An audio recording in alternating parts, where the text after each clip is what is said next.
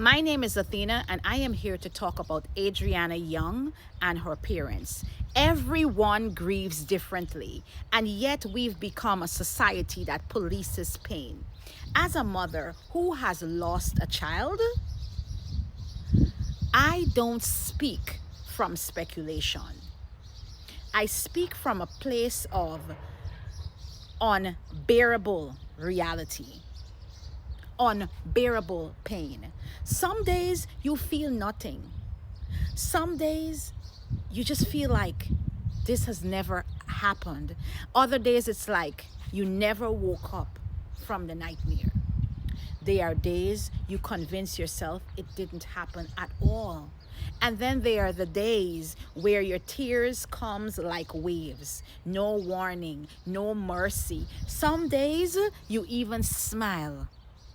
Some days you post. Some days you laugh. Some days you show up. But none of it is normal. You're just surviving with broken pieces. Grief is not black clothes, my friends, and it's definitely not silence.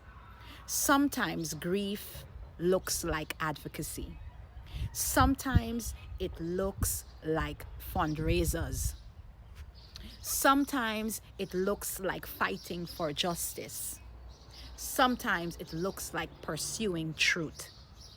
What breaks my heart is watching people tear down Adrianna Younge's grieving parents,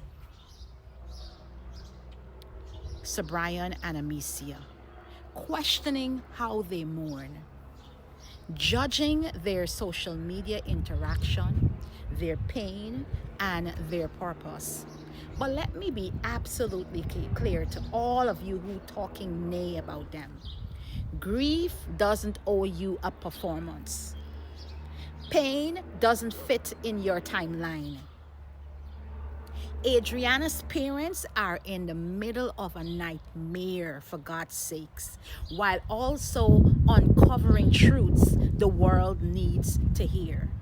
They could have really buried their child, but it's to save the next child that's coming behind Adrianna.